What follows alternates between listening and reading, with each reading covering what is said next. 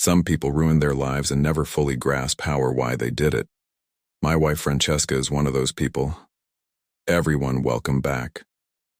Thanks for joining us today. We've got a brand new story to share with you. So, let's begin. My name is Matthew, and if you've ever been blindsided by someone you trusted, this story might just hit home, I thought. Francesca. My wife was my biggest supporter. I was wrong. This is the story of how I caught my wife cheating on me with my boss, and the moment I saw it, for myself I knew nothing would ever be the same again. You know, I've always believed that hard work pays off, that if you put in the time, the effort, the sacrifice, eventually you'll see the rewards. I worked at Sterling Enterprises, one of the most prestigious firms in the industry, while some of my colleagues left the office at 5 p.m. sharp. I stayed behind, making sure every report was flawless and every strategy airtight. I wasn't just doing the bare minimum, I was investing in my future, and now it was finally about to pay off because the company would be holding the annual Sterling Enterprises dinner. It was formal, exclusive, and high-stakes. Promotions weren't just sent out in emails. They were announced in front of hundreds of executives, clients, and employees. If you got called up that night, it meant your work was recognized, that you were on your way to something bigger, and I was one of the top contenders. I knew my name was in the discussion for a major promotion. This wasn't just about getting a new title. It meant higher pay, more opportunities, managerial power in the company. That night was supposed to be a celebration. Not just for me, but for us. If there was one thing I was sure of, it was Francesca. My wife, my biggest supporter, my partner. We had been together for years, and through everything. She wasn't just my wife. She was the person who made me believe in myself even when I doubted. I never once questioned her loyalty. I never had a reason to. At least, that's what I thought. The night of the company's annual dinner had finally arrived. The venue was exactly what you'd expect. From a firm like Sterling Enterprises, I felt proud, not just because of my career, but because of who was standing beside me. Francesca looked incredible. She had always been effortlessly beautiful, but tonight she carried herself with an elegance that turned heads the moment we walked in. Introduced her to my colleagues, and as always, she knew exactly what to say, exactly how to hold a conversation, and people loved her for it. She smiled, laughed, and made small talk completely at ease. In a room full of high-powered executives, even some of the senior partners, the ones who barely acknowledged most employees, were drawn to her. I stood beside her watching, basking in the admiration she received. This was my wife, my partner, the woman I'd built my life with, and in that moment I felt proud to have her by my side. But as the night went on, I started noticing things. Francesca, my wife, seemed to be gravitating toward Gerald, my boss, a man with power, influence, and connections. He wasn't just respected in the company, he controlled opportunities. He decided who moved up and who stayed stagnant. At first it seemed harmless. She was just being friendly, right? I told myself, she's just being polite, she's just making conversation. But my gut was telling me otherwise. At a point, Gerald leaned in, saying something I couldn't hear. And Francesca smiled. I felt like an outsider, like I was watching something unfold that I didn't understand. And for the first time that night, I felt uneasy. Hours later, Francesca leaned in close, placing her hand lightly on my arm. "In need to take this," she said, lifting her phone slightly. I glanced at the screen. A name, just a number, so I just nodded. "Yes, sure, I'll be here." She smiled, squeezed my arm, and walked off, disappearing into the sea of well-dressed executive and servers carrying trays of champagne. At first, I didn't think anything of it. I kept my focus on the conversations around me, nodding along as my colleagues discussed market trends and upcoming projects. But then, 20 minutes passed. Francesca was still gone. I casually glanced around the room, expecting to see her somewhere, maybe near the bar, or chatting with another guest. Nothing. Another 5 minutes. I checked my phone. No messages from her. Maybe she stepped outside where it was quieter. Maybe the call was just taking longer than expected. I turned back to my conversation, trying to push away the slight unease creeping up my spine, but then another 5 minutes. Now it had been 30 minutes since she left, and suddenly, I wasn't so sure anymore. I felt someone nudge my arm, snapping me out of my thoughts. It was Eric, one of my colleagues. We weren't exactly close, but we had worked together enough times to have a decent rapport. He leaned in slightly, swirling the whiskey in his glass and muttered just loud enough for him to hear, "You're a patient man, bro. If my wife was that close to my boss, I'd have questions." I let out a laugh. "What are you talking about?" I asked, keeping my voice casual. Eric took a slow sip of his drink and shrugged. "Come on, man, we all see it. She's been cozying up to Gerald all night, laughing, touching his arm, giving him those looks." I didn't respond. I couldn't. I just smiled and told him my wife was being friendly by now. The unease sitting in my stomach had turned into full-blown suspicion. I checked my watch. 35 minutes had passed since Francesca had excused herself to take a call. I started scanning the room, looking for her familiar figure in the crowd of executives, servers, and colleagues, but no matter where I looked, she wasn't there. I checked near the bar, thinking maybe she'd run into an old friend. Nothing. I glanced toward the balcony, a place where guests often stepped out for air. Empty. That's when it hit me. I hadn't seen Gerald in a while either. A cold realization crept up my spine as my mind started connecting the dots. My heartbeat picked up as I moved through the venue. My pace quickened with each step. The conversations around me faded into background noise. I wasn't even sure where I was headed. My feet just moved, driven by an instinct I desperately wanted to be wrong about. As I turned into one of the quieter hallways, I passed the restrooms, and that's when I heard Elo murmur, voices barely audible through the thick doors. I slowed my steps, straining to hear, my mind already racing. Then I heard something else, a muffled moan. I took a step forward, then another, stopping just inches from the restroom door. My heart was hammering against my ribs, but I forced myself to call out, "Francesca." Silence. I swallowed hard, my voice firmer now.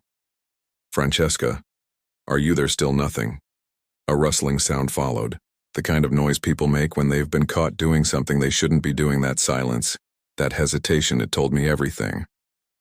My patience snapped. I reached into my pocket and pulled out my phone, ready to call security if I had to.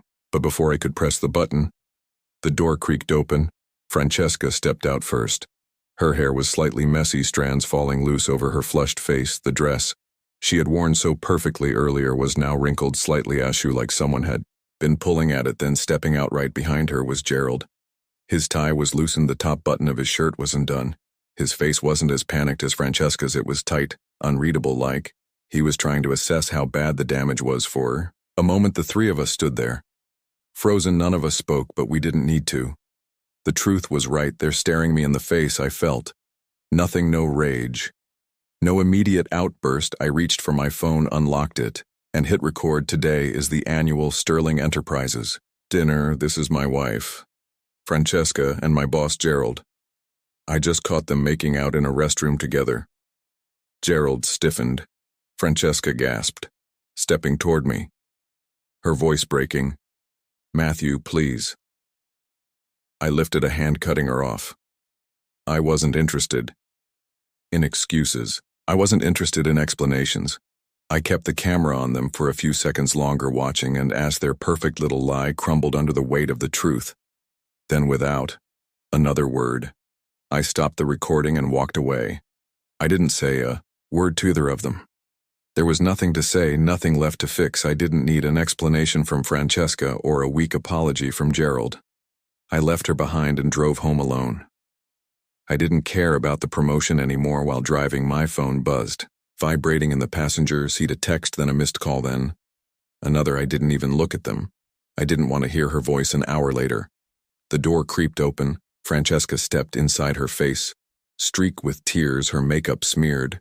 She looked like she had been crying for the entire drive. But honestly, I didn't care. She didn't even say anything at first, just stood there, eyes searching for me, desperate for some kind of reassurance, some kind of excuse to fix things. "Matthew," I held up my hand, stopping her before she could say anything more. "Don't." That was all I said. I didn't want to hear her explanation. I didn't want to hear how sorry she was. The moment I caught them, everything changed. The rest of the night, there was no yelling, no arguing, just silence. We didn't speak another word. He sat on the couch, staring at the TV, with no interest in what was on.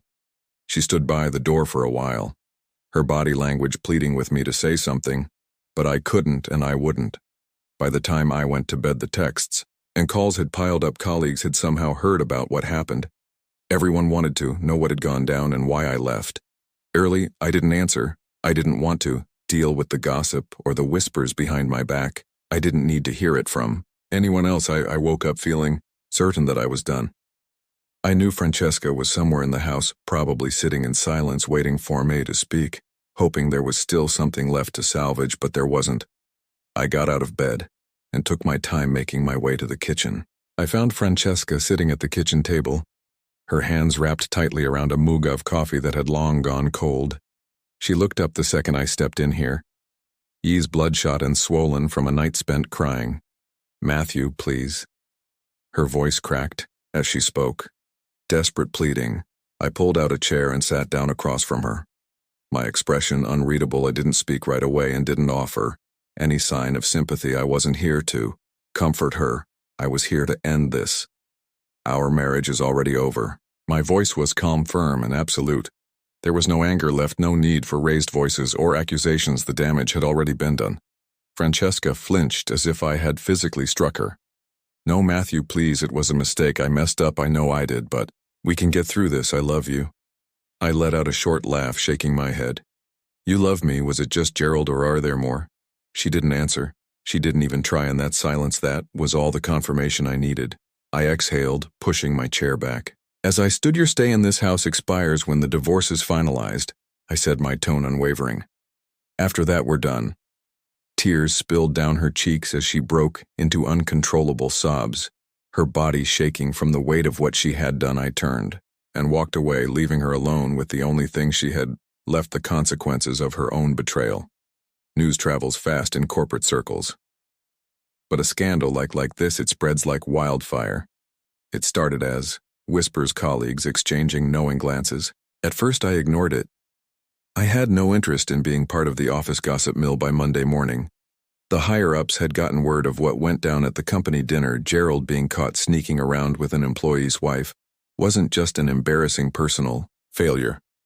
It was a professional disaster. The company prided itself on integrity and leadership, and Gerald's actions didn't just cross the line, they obliterated it. An internal investigation was launched, and as they dug deeper, they found something that didn't surprise me. All Gerald had a history of affairs within the company. Francesca wasn't the first. Turns out he had used his position to pursue multiple women in the workplace, manipulating situations to his advantage. Some were consensual, others were blurred lines of Keishan masked as mentorship. HR had turned a blind eye before, but now they had evidence, witnesses, and a scandal too big to ignore. By the end of the week, Gerald was placed on leave. A week later, he was fired just like that. His career, his entire reputation was destroyed. The powerful, untouchable boss who had once decided the future of others had his own future ripped away. And me, I didn't celebrate. I didn't gloat. I didn't even care. By the time Gerald's downfall was complete, I had already moved on. Francesca, on the other hand, she still didn't get it. Even after the dust settled, even after everything came crashing down, she still looked at me with those same desperate, confused eyes, as if she couldn't understand why it had all fallen apart. Some people ruin their lives and never fully grasp how or why they did it. She was one of them. And honestly, that wasn't my problem anymore. Weeks passed after our separation. My life started to feel normal again. Work was steady. My routine was back, and for the first time in a long time I felt like myself. And then one night my phone buzzed, a single message: "I miss you, can we talk?" I stared at the screen, letting the words sink in. I read it, I deleted it, and I moved on. No response. No closure. Conversation. She made her choices and he made mine. So what would you have done? Would you have given her another chance? Would you have stayed and tried to fix it? Or would you have done what I did? Walked away. No second chances, no explanations. Here's the truth. Some betrayals can't be undone. Some people will only realize what they lost when it's too late, and by then, you won't even care anymore. Thanks for watching. If you've ever been in a situation like this, drop a comment. Let me know, what would you have done?